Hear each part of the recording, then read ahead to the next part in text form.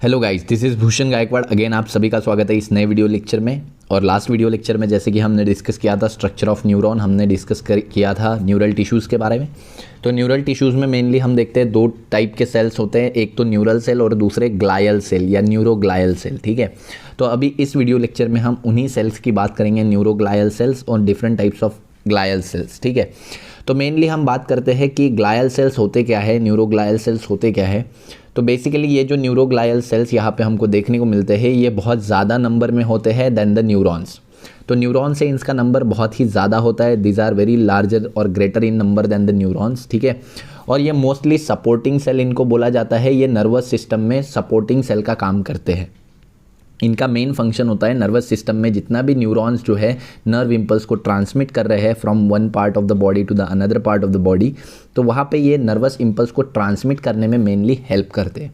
और ये भी एक्टोडर्म टिश्यू से ही, एक्टोडर्म लेयर से ही बनते हैं, एम्ब्रियोनल लेयर में। तो जैसे कि हमको पता है हमारे बॉडी का जो सारा स्ट्रक्चर है वो 3 लेयर से बनता है एम्ब्रियो के, that is ectoderm, endoderm and mesoderm.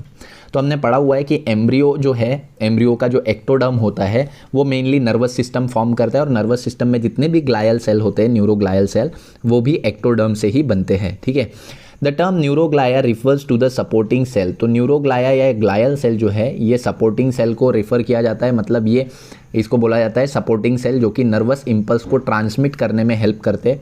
और मेनली ये सेंट्रल नर्वस सिस्टम और पेरीफेरल नर्वस सिस्टम, खासकर पेरीफेरल नर्वस सिस्टम में जो नर्व इम्पल्स ट्रांसमिट होता है उसमें ग्लायल सेल बहुत इंपॉर्टेंट रोल प्ले करते हैं। तो यहाँ पे आई होप आपको समझ में आ गया ग्लायल सेल्स क्या होते हैं। Glial cells are the supporting cells जो कि नर्व इम्पल्स को ट्रांसमिट करने में न्यूरॉन्स की मदद करते हैं। तो इनका मेन काम नर्व इम्पल्स को ट्रांसमिट करना नहीं होता, बल्कि न्यूरॉन्स को सपोर्ट करना होता है, ताकि न्यूरॉन्स जो है आगे नर्व इम्पल्स को बहुत ही ईजिली ट्रांसपोर्ट कर पाए थ्रू आउट द बॉडी। ठीक है, और ये सेंट्रल नर्वस सिस्टम में भी होते हैं, पेरीफेरल नर्वस सिस्टम में, हालांकि पेरीफेरल नर्वस सिस्टम में इनका फंक्शन काफ़ी इंपॉर्टेंट होता है। अब हम different types of glial cell की अगर बात करते हैं तो हम ऊपर ये चार्ट देख सकते हैं, दिस चार्ट। ठीक है, इस चार्ट में अलग अलग ग्लायल सेल्स के बारे में हमको बताया गया है, जिसमें सेंट्रल नर्वस सिस्टम में जो ग्लायल सेल्स आते हैं वो है ओलिगोडेंड्रोसाइट्स, माइक्रोग्लाया, ठीक है, या ब्रेन मैक्रोफाजेस भी बोला जाता है इनको, एस्ट्रोसाइट्स, एपेंडाइमल सेल। ठीक है, these are the cells which are found in the central nervous system. और दूसरे पेरीफेरल नर्वस सिस्टम में आते हैं Schwann cell and satellite cell. ठीक है, इनके आप डायग्राम्स भी देख सकते हो। ठीक है, बुक में इस पार्ट में इसके डायग्राम्स दिए हैं। सो यहाँ पे ये जो है ये एपेंडाइमल सेल की डायग्राम है। This is the diagram of oligodendrocyte, this is the diagram of satellite cell. ठीक है, और इसके अलावा नीचे ये एस्ट्रोसाइट्स की डायग्राम दी गई है। This is the diagram of microglia and this is the diagram of Schwann cell. तो यहाँ पे ये सारे पिक्चर्स हमको दिखा रहे हैं कि कौन कौन सा सेल किस किस तरीके से दिखता है। अब इनके फंक्शंस क्या होते हैं वो हम समझ लेते हैं। तो आइए इस चार्ट को डिस्कस करते हैं। चार्ट में यहाँ पे सबसे पहले हम देखते हैं कि सेंट्रल नर्वस सिस्टम में कौन कौन से ग्लायल सेल्स है और क्या इनका रोल होता है मेनली। और सबसे इम्पॉर्टेंट हम बात करते हैं तो ये जो ओलिगोडेंड्रोसाइट्स होते हैं पहले सेल, ये ब्रेन के आउटर पार्ट को फॉर्म करने में बहुत इंपॉर्टेंट रोल प्ले करते हैं, दैट इज़ ब्रेन का कॉर्टेक्स फॉर्म करने में बहुत इंपॉर्टेंट रोल प्ले करते हैं। ठीक है, तो न्यूरॉन्स के साथ ये ग्लायल सेल्स भी बहुत इंपॉर्टेंट रोल प्ले करते हैं। तो ये क्या करते हैं बेसिकली, यहाँ पे अगर इनका हम फंक्शंस देखते हैं तो these cells have branches mainly forms the myelin sheath around the central axon. तो यहाँ पे ये न्यूरॉन्स होते हैं मेनली, हालांकि ये ग्लायल सेल से अलग होते हैं, मतलब ये मेनली जो है वो न्यूरॉन्स होते हैं यहाँ पे, oligodendrocytes, this are the neurons. ठीक है, और इसके आगे जितने भी ये सेल है, this all cells are the glial cell. ठीक है, ये जितने भी सेल हम नीचे पढ़ने वाले हैं ये ग्लायल सेल्स होने वाले, बट ये जो ऊपर में दिए हैं दैट इज़ द ओलिगोडेंड्रोसाइट, ये न्यूरॉन्स होते हैं। ठीक है, तो इन सेल का फंक्शन क्या होता है, इन सेल का फंक्शन हम देखते हैं कि ये कुछ ब्रांचेस प्रोड्यूस करते हैं अपने चारों डायरेक्शन में। ठीक है, और इनका जो एक्सॉन होता है उसमें माइलिन शीथ होती है। ठीक है, और ये ही माइलिन शीथ वाला जितना भी एक्सॉन होता है वो ब्रेन का आउटर पार्ट यानी कॉर्टेक्स फॉर्म करता है। ठीक है, वाइट मैटर फॉर्म करता है। तो अगर ब्रेन का हम स्ट्रक्चर देखते हैं या इस ग्लायल सेल का अगर हम स्ट्रक्चर देखते हैं तो हम देखते हैं कि ये ग्लायल सेल यहाँ पे नीचे बहुत सारे ऐसे इनकी सेल बॉडीज़ होंगी। ठीक है, और इनके ऊपर में इनके माइलिनेटेड एक्सॉन्स होंगे। ठीक है, और ये माइलिनेटेड एक्सॉन जो है ऊपर में वाइट मैटर फॉर्म करते हैं और ये अंदर जो सेल बॉडी होती है ये ग्रे मैटर फॉर्म करती है। तो अंदर की सेल बॉडी जो है ग्रे मैटर फॉर्म करेगी और ऊपर माइलिन शीथ वाले जितने भी यहाँ पे पार्ट होंगे, दैट माइलिन शीथ वाला जो भी पार्ट होगा वो वाइट मैटर फॉर्म करेगा। ठीक है, तो यहाँ पे हम देखते हैं इस तरीके से इनका स्ट्रक्चर देखने को मिलता है। ठीक है, तो ये जो सेल्स होते हैं इनमें बहुत सारे ब्रांचेस होते हैं और ये सारे के सारे माइलिन शीथ फॉर्म करते हैं जो कि सेंट्रल नर्वस सिस्टम का वाइट मैटर यानी ब्रेन का वाइट मैटर फॉर्म करते हैं। माइलिन शीथ एक इंसुलेटिंग शीथ होती है जो कि प्रोटीन और फैटी सब्सटेंस से बनी होती है और ये आगे जाके क्विक ट्रांसमिशन नर्व इम्पल्स का या इलेक्ट्रिकल इम्पल्स का जो क्विक ट्रांसमिशन है उसको पॉसिबल करवाने में हेल्प करता है। तो ऑलिगोडेंड्रोसाइट्स ये वो सेल होते हैं जो मेनली यहाँ पे ब्रेन का कॉर्टेक्स यानी वाइट मैटर फॉर्म करने में हेल्प करता है माइलिन शीथ की मदद से। और ये माइलिन शीथ फैटी सब्सटेंस और प्रोटीन की बनी होती है और साथ ही में ये इलेक्ट्रिक इम्पल्स ट्रांसमिट करने में बहुत ज़्यादा कारगर होती है। हमने पढ़ा है मेड्यूलेटेड नर्व फाइबर इलेक्ट्रिक इम्पल्स को 50 गुना तेज़ी से ट्रांसमिट कर पाता है। नेक्स्ट हम बात करते हैं माइक्रोग्लायल और ब्रेन मैक्रोफाजेस की। तो मैक्रोफाजेस या ये जो माइक्रोग्लाया होते हैं ये बेसिकली हम देखते हैं कि मोनोसाइट से ही बनते हैं। ठीक है, तो ये जो मैक्रोफाजेस या माइक्रोग्लाया होते हैं that is the small size cell और ये जो है ये डिराइव होते हैं मोनोसाइट से। ठीक है, and act as a macrophage. तो ये ब्रेन में जितना भी dead cells dead injured tissue अगर है, ठीक है, ये इंजर्ड टिश्यू या डेड सेल की साइड पे जाता है, डेब्रीज जहाँ पे होती है, सेल डेब्रीज यानी वेस्ट पार्टिकल्स होते हैं सेल के, तो ऐसे जगह पे जाके वो उनको पूरा खा पी के पचा लेता है, ख़त्म कर देता है। ठीक है, they mediate immune response in the central nervous system. तो ये डेड पार्टिकल्स को रिमूव करता है, डेड सेल्स को रिमूव करने का काम करता है। मैक्रोफाजेस का काम इतना ही होता है, ब्रेन में जो भी डेड सेल या कचरा है उसको ख़त्म करने का काम होता है। नेक्स्ट हम बात करते हैं एस्ट्रोसाइट्स के बारे में। तो एस्ट्रोसाइट्स ये जो सेल होते हैं ये स्टार शेप सेल होते हैं। ठीक है, astrocytes these are the star shape cell. ठीक है, और ये ग्लायल सेल्स इनको बोल रहे हैं, अब्यूंडेंट ग्लायल सेल यानी बहुत ज़्यादा अमाउंट में ये प्रेजेंट होता है सेंट्रल नर्वस सिस्टम में। और इनके वेराइटी ऑफ रोल्स होते हैं, जैसे कि इनका मेन रोल है एक सिक्रीशन का, ये सिक्रीट करते हैं न्यूरोट्रांसमीटर को, साथ ही में ये न्यूरोट्रांसमीटर को एब्जॉर्ब करते हैं। ठीक है, और साथ ही में मेंटेनेंस करते हैं ब्लड ब्रेन बैरियर का। हमें पता है ब्रेन में ब्लड का फ्लो मतलब डायरेक्टली नहीं होता। ठीक है, तो ब्रेन और ब्लड के बीच में एक बैरियर होता है जिसको बोलते हैं ब्लड ब्रेन बैरियर, जहाँ से हम देखते हैं ब्लड अपना ब्रेन के अंदर ब्लड फ्लो नहीं होता कभी भी, क्योंकि ब्रेन के सराउंडिंग में ब्लड ब्रेन बैरियर होता है और इसको मेंटेन करने का काम भी एस्ट्रोसाइट्स का होता है। साथ ही में ये रेगुलेट करता है transmission of electrical impulse with the brain. तो ब्रेन में जितने भी इलेक्ट्रिकल इम्पल्स ट्रांसमिट होते हैं वो सबको रेगुलेट करने का काम भी एस्ट्रोसाइट्स का होता है। ठीक है, तो एस्ट्रोसाइट्स का काम क्या क्या है? सिक्रीशन का काम है, दूसरा ये ट्रांसमीटर जो है, दूसरा हम देखते हैं एब्जॉर्प्शन करता है जितने भी ट्रांसमीटर है उसका। ठीक है, न्यूरोट्रांसमीटर्स का, और साथ ही में ब्लड ब्रेन बैरियर को मेंटेन करता है और इलेक्ट्रिकल इम्पल्स को ट्रांसपोर्ट करने में रेगुलेट करता है। नेक्स्ट आते हैं एपेंडाइमल सेल के ऊपर। तो एपेंडाइमल सेल जो होते हैं ये हम देखते हैं single layer of squamous columnar cell होते हैं, मतलब इनके जो सेल्स होते हैं ये स्क्वैमस कॉलमनार सेल होते हैं, कॉलमनार। ठीक है, एंड ये सीलिएटेड एपिथेलियल सेल होते हैं, मतलब इनमें सीलिया प्रेजेंट होती है। तो ये कॉलमनार सेल होंगे, इनका स्ट्रक्चर कुछ ऐसा दिखेगा, कॉलम लाइक। ठीक है, और इनके ऊपर में सीलिया प्रेजेंट होंगे, दीज आर सीलिएटेड सेल। तो यहाँ पे ऊपर हमें फाइबर लाइक सीलिया देखने को मिलेंगी। और ये किसकी लाइनिंग फॉर्म करेंगे? तो ब्रेन में जो खाली कैविटीज़ होती है, वेंट्रिकल्स होती है, उसकी ये कैविटी की लाइनिंग फॉर्म करते हैं। ठीक है, so they are the single layer forms a single layer of squamous columnar often ciliated epithelial cell lining the ventricles of our brain cavities and central canal of the spinal cord.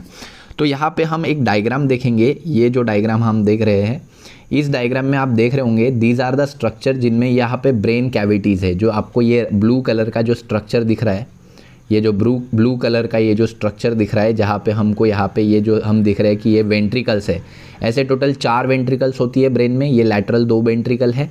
ठीक है, ये 3rd ventricle यहाँ पे दिख रही है छोटी सी, और ये 4th वेंट्रिकल है। ठीक है, तो ऐसी टोटल यहाँ पे हम देखते हैं यहाँ पे 4 वेंट्रिकल्स होती है, और चारों वेंट्रिकल की ये जो लाइनिंग होती है, लाइनिंग यानी इसका जो किनारा होता है, उसको लाइनिंग कौन देता है? यहाँ पे एपेंडाइमल सेल। ठीक है, तो आई होप यहाँ पे इस डायग्राम से आपको समझ गया होगा। तो एपेंडाइमल सेल क्या करते हैं? ये भी ग्लायल सेल होते हैं जो कि कॉलमनार होते हैं, सीलिएटेड होते हैं, और ये लाइनिंग फॉर्म करते हैं वेंट्रिकल्स की, ब्रेन के अंदर जो कैविटीज़ होती है उसकी। ठीक है, मेनली यहाँ पे और ये इनका काम होता है कि ये प्रोडक्शन करते हैं सेरेब्रोस्पाइनल फ्लूइड का फॉर्मेशन करते हैं और सेरेब्रोस्पाइनल फ्लूइड के सर्कुलेशन में हेल्प करते हैं। मतलब जो हमारे ब्रेन के सराउंडिंग में जो फ्लूइड होता है, जो कि शॉक एब्जॉर्बर का काम करता है, जो कि ब्रेन में शॉक एब्जॉर्प्शन का काम करता है, ब्रेन को कोई धक्का लगने से रोकता है, तो ये सेरेब्रल स्पाइनल फ्लूइड भी सिक्रीट करने में एपेंडाइमल सेल का रोल होता है और साथ ही में एपेंडाइमल सेल इसका सर्कुलेशन भी कैरी आउट करवाती है। इसके अलावा स्पाइनल कॉर्ड में भी एक कैविटी होती है, जैसे हमने बोला ब्रेन में कैविटी होती है, वैसे ही कैविटी स्पाइनल कॉर्ड में भी होती है और ये स्पाइनल कॉर्ड की भी जो सेंट्रल कैनल है, जो कैविटी है, उसको भी लाइनिंग देता है ये सेल।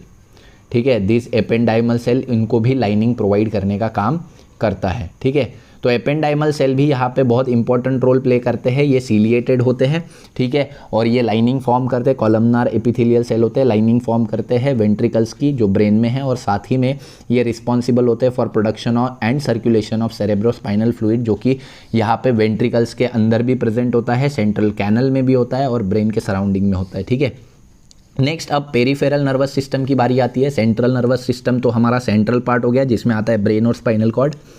अब पेरिफेरल नर्वस सिस्टम में जो ग्लायल सेल्स है, दो टाइप के glial cells peripheral nervous system में होते हैं, Schwann cells and satellite cell. ठीक है, इन सभी सेल का डायग्राम हमने जैसे कि बोला ऊपर, यहाँ पे सभी सेल्स का डायग्राम दिया हुआ है, आप इसको एक बार चेकआउट कर सकते हैं। ठीक है, अच्छे से। अब हम देखते हैं श्वान सेल क्या होते हैं। ये बहुत ही इंपॉर्टेंट सेल होते हैं, यही हमारे न्यूरॉन्स की एक्टिविटी को फास्ट करने में हेल्प करते हैं। न्यूरॉन्स क्या करते हैं, केमिकल सिग्नल को ट्रांसमिट करते हैं from one part of the body to the another part. ठीक है, तो केमिकल सिग्नल को ट्रांसमिट करने के लिए जो स्पीड चाहिए, ठीक है, वो स्पीड कौन प्रोवाइड करता है, श्वान सेल। कैसे, श्वान सेल ये बहुत ज़्यादा प्रेजेंट होते हैं, ग्लायल सेल्स, ये ग्लायल सेल्स होते हैं, बहुत ज़्यादा प्रेजेंट होते हैं पेरिफेरल नर्वस सिस्टम में। तो श्वान सेल बहुत ज़्यादा अमाउंट में प्रेजेंट होते हैं पेरिफेरल नर्वस सिस्टम में, और ये मेनली माइलिन शीट को प्रोड्यूस करते हैं मेड्यूलेटेड नर्व फाइबर में। और माइलिन शीट का काम क्या होता है कि जब माइलिन शीट प्रेजेंट होती है तो nerve impulse 50 times fast transmit होता है बॉडी में। ठीक है, हमें कोई भी सेंसेशन अगर होता है तो वो 50 टाइम फास्ट ट्रांसमिट होता है थ्रू आउट द बॉडी। ठीक है, because of this myelinated nerve fibre. तो माइलिनेटेड नर्व फाइबर किसके वजह से होता है, कौन माइलिन शीट प्रोड्यूस करता है, श्वान सेल प्रोड्यूस करता है ऑब्वियसली। तो श्वान सेल बहुत ही इंपॉर्टेंट स्ट्रक्चर है जो कि माइलिन शीट प्रोड्यूस करते हैं और जिससे कि नर्व इम्पल्स जो है वो फास्ट ट्रांसमिट हो पाता है। एक और सेल यहाँ पे देखने को मिलते हैं सैटेलाइट सेल। इनका बहुत ही इंपॉर्टेंट फंक्शन होता है as they support the function of neuron. कैसे, सिर्फ supports the function of neuron बोलने से तो काम चलेगा नहीं। तो यहाँ पे ये कैसे सपोर्ट करते हैं न्यूरॉन के फंक्शन को, न्यूरॉन्स को जो भी नरिशमेंट चाहिए होती है, वो नरिशमेंट, वो न्यूट्रिशन सप्लाई करने का काम सैटेलाइट सेल का होता है। ठीक है, तो सैटेलाइट सेल क्या करते हैं, नरिशमेंट प्रोवाइड करते हैं, न्यूट्रिशन प्रोवाइड करते हैं किसको, दैट इज न्यूरॉन्स को। और साथ ही में ये एक प्रोटेक्टिंग कुशनिंग फॉर्म करते हैं, प्रोटेक्शन का भी काम करते हैं। न्यूरॉन के आजू बाजू में ये सेल प्रेजेंट होते हैं, न्यूरॉन को नरिशमेंट देते हैं, और साथ ही में न्यूरॉन के सराउंडिंग में ये जो सेल है ये एक कुशन लाइक स्ट्रक्चर फॉर्म करते हैं। कुशन यानी गद्दे जैसा स्ट्रक्चर बना देते हैं जिससे न्यूरॉन को कोई धक्का नहीं लगता है, न्यूरॉन को कोई भी हार्म नहीं होती है, मतलब न्यूरॉन का प्रोटेक्शन भी करते हैं। ठीक है, तो इसके दो फंक्शन यहाँ पे इंपॉर्टेंट है कि ये जो है, ये जो सेल होते हैं ये नरिशमेंट, न्यूट्रिशन प्रोवाइड करते हैं न्यूरॉन्स को, न्यूरॉन्स की एक्टिविटी को इंक्रीज करते हैं, साथ ही में ये जो है ये उसके सराउंडिंग में कुशनिंग फॉर्म करते हैं जिसके वजह से न्यूरॉन्स का प्रोटेक्शन भी होता है। तो इस तरीके से हम पढ़ते हैं यहाँ पे न्यूरोग्लायल सेल्स जो है वो सपोर्टिंग सेल्स होते हैं, जिसमें हमने यहाँ पे चार्ट में डिफरेंट टाइप्स ऑफ सेल के बारे में पढ़ा। सिर्फ ऑलिगोडेंड्रोसाइट्स जो है ये ट्रूली न्यूरॉन्स होते हैं जो कि ब्रेन फॉर्म करते हैं। मेनली इसका जो आउटर माइलिनेटेड पार्ट होता है जिसमें एक्सॉन होते हैं, सिर्फ माइलिनेटेड एक्सॉन, वो वाइट मैटर फॉर्म करता है, और नीचे जो होते हैं सेल बॉडीज होती है पूरी की पूरी, तो वो ग्रे मैटर फॉर्म करती है ब्रेन का। जैसे ब्रेन दो पार्ट में डिवाइड है, white matter and grey matter. ठीक है, इसके बाद हम देखते हैं दैट इज माइक्रोग्लाया, जिसको ब्रेन मैक्रोफाज बोलते हैं, एस्ट्रोसाइट्स, एपेंडाइमल सेल, और पेरिफेरल नर्वस सिस्टम के Schwann cell and satellite cell. ये सारे के सारे जो सेल है ये ग्लायल सेल्स होते हैं जो कि बहुत इंपॉर्टेंटली सपोर्टिंग रोल प्ले करते हैं अलॉन्ग विद द न्यूरॉन्स। ठीक है, तो यहाँ पे हमारा ये जो वीडियो लेक्चर है जो कि एक्चुअली न्यूरोग्लायल सेल पे था, ठीक है, और कुछ इंपॉर्टेंट ग्लायल सेल्स पे था, वो यहाँ पे ख़त्म होता है। इनका डायग्राम्स, इमेजेस यहाँ पे दी गई है, आप इसको देख सकते हैं अच्छे से। ठीक है, तो आई होप वीडियो लेक्चर जो है आपको पसंद आया होगा। अगर पसंद आया तो वीडियो को लाइक ज़रूर कीजिएगा। ठीक है, अगर अच्छा लगा हो तो दोस्तों के साथ शेयर भी कीजिएगा। ठीक है, और चैनल पे अगर नए होंगे तो चैनल को सब्सक्राइब कर दीजिए और बेल आइकन को प्रेस कर दीजिए ताकि आपको पता चले मैं जब भी वीडियो अपलोड करूँगा। ठीक है, अगर आपको चाहिए मेरे वीडियोस के अपडेट आपको रेगुलरली चाहिए तो बेल आइकन को प्रेस कर दीजिए। अगर आपको लगता है कि भाई इतना ज़रूरी नहीं है, आप अपने कन्वीनियंस से पढ़ना चाहते हैं तो इट्स ओके, बेल आइकन को प्रेस करने की ज़रूरत नहीं है। तो तब तक के लिए थैंक यू वेरी मच, धन्यवाद।